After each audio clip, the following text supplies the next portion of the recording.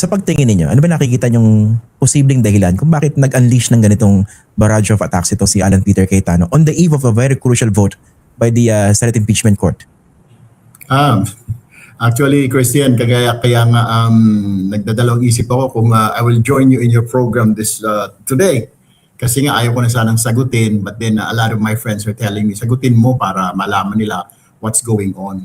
Ang problema kasi, Christian, after nung matanggal siya sa pagiging Senate President, naiba na yung kanyang takbo ng pag-iisip, yung kanyang pananalita.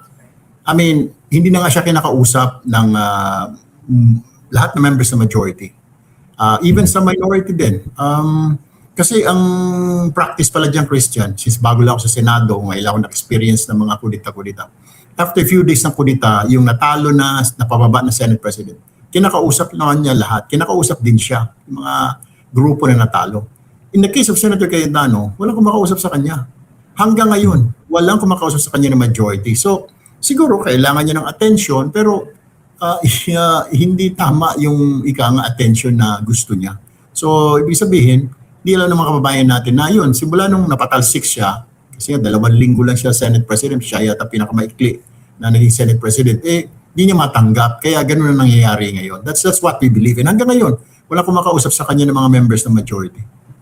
And dun sa yung pag-question niya doon sa SALN ni Senator Ping Lacson, and of course, sa SALN ninyo, what do you think of that? Bakit niya binabanggit yun? Sa tingin niyo? Hindi ko alam.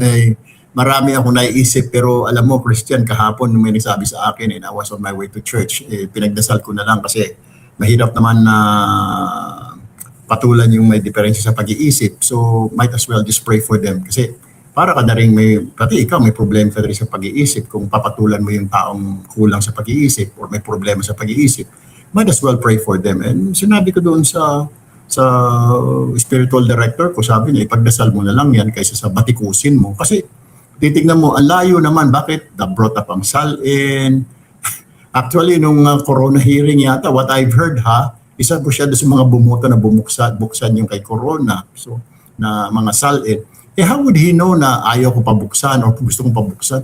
Wala pa naman kaming punto doon, di ba?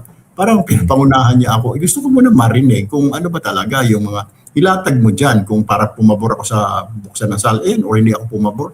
I haven't even laid down my cards, Christian, so I don't know kung saan niya nakuha yun. Tinitira niya ako. Ikaw nga, SALN mo. Wala naman akong binanggit tungkol sa SALN ni VP. So hindi ko talaga maintindihan. Minsan inisip ko na lang na siguro gusto niya ng media mileage, kaya salita siya ng salita, tira ng tira, ayun, napapansin niya ng taong bayan. Pero at the same time, habang pinapansin siya ng taong bayan, siya naman na nasisira. Sabi niya ng mga barkada ko, wag mo na pansinin. Ikaw na rin may sabi na may diferensya sa pag-iisip.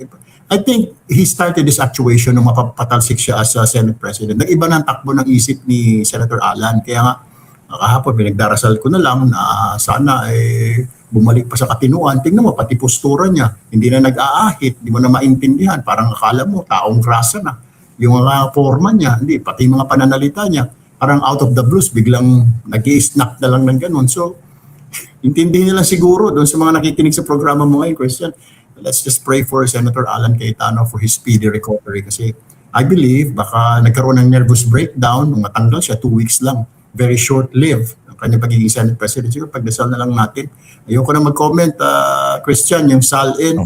Yan naman yan. Nakita naman ng ombudsman. Gusto akong kaso ng ombudsman. Nasa kanila yun.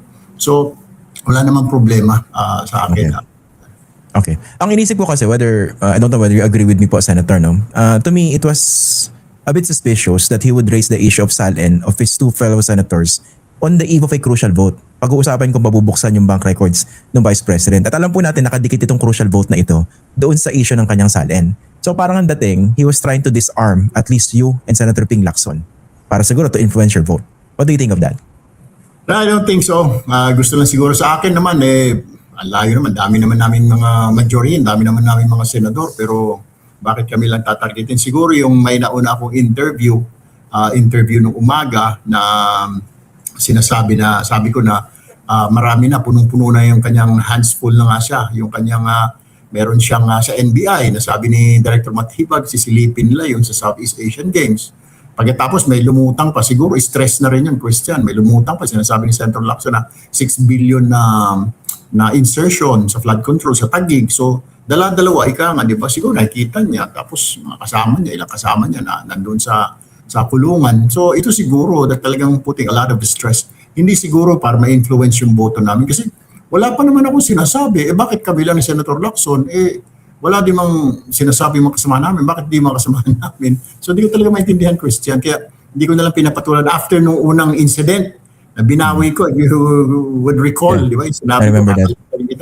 Sabi ng mga tao, unstatesmanlike conduct. So binawi ko. Ayaw ko nang sabihin ulit yung mga ganung bagay. Okay. Pero dito kasi paulit-ulit na pinupunto niya yung sinasabi niyang selective justice. At ang target niya, kayo ni Senator Ping Lacson. Kayo yung head ngayon po kasi ng Blue Ribbon Committee. Ang tanong ko po, kasama na po ba siya sa mga iimbestigahan ninyo pag nag-resume yung hearing? Itong alleged ghost projects ni Alan Peter Cayetano. At yung alleged 7 billion insertion. Actually, ngayon ko lang nga narinig yan, kasi Senator Lacson ko lang narinig last week na may lumapit daw sa kanya na may problema na may flood control issue din sa Taguig. Tapos nagsalita yata yung kanyang kapatid, si Lino, last year na sinasabi gusto mo pa imbestigahan yung flood control. Nung mag-imbestigahan kami, not last year, I mean several months ago. Dapat daw silipin din yung sa Taguig. So nagka-idea ako, what we're going to do, ito para malinaw lang lahat, because he keeps on saying na tinatago ng gobyerno, tinatago ng Senado, ng administrasyon. Number one, hindi po kami under sa executive. Nakakalimutan siguro ni Senator Alan. Sobrang dami niya na siguro iniisip.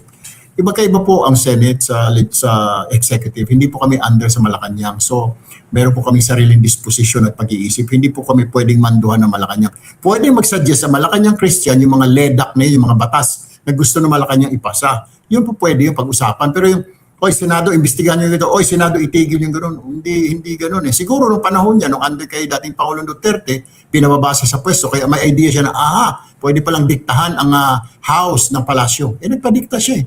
Dito ngayon, wala namang nagdidikta rito. Hindi naman kami kinukumpasan ng Malacanang. My point is, yung Blue Ribbon, meron pong Blue Ribbon. Mag-antay lang siya. Doon siguro siya nagalit. Sabi ko, relax lang. Sa July 27, nung morning ng SONA, dahil magkukonvene na po kami, ulit yung Senado, doon po babasahin yung appointment ko as chairman ng Blue Ribbon and then yung vice chairman tsaka members. Wala pa nga siyang sinusumiti, Christian. Dapat magsumiti siya kung sino yung mga members na gustong ipasok sa Blue Ribbon. Yan ginawa namin para wala nang kiyaw-kiyaw. Lahat na lang. Sige, lahat kayong nasa minority, member na ng Blue Ribbon. So meron, magkakaroon po ng hearing ang Blue Ribbon, hindi po iniiwas. Iimbitahan po natin yung 18 bodyguard o 20 kung ilan mong iban man yan. Si Attorney Baligod, imbitahan natin. Si dating Congressman Mike Defensor, imbitahan natin. Imbitahan mo natin lahat yung mga yan. At pagkatapos, yung si Director Lino, nagsabi po last year na paimbestigahan at mukhang meron po siyang naamoy na flood control problem dyan sa kanilang lugar, sa Taguig, imbitahan din po namin, parang as resource person, bakit niya nasabi, bakit gusto niyang paimbestigahan. Ngayon, now is the time, kasi nung nakaraan, hindi po siya naimbitahan. Ngayon po, imbitahan ko po si Lino Cayetano na bakit mo nasabi, Director, na merong issue dito, imbestigahan, anong nakikita mo. So we will invite his brother, Christian.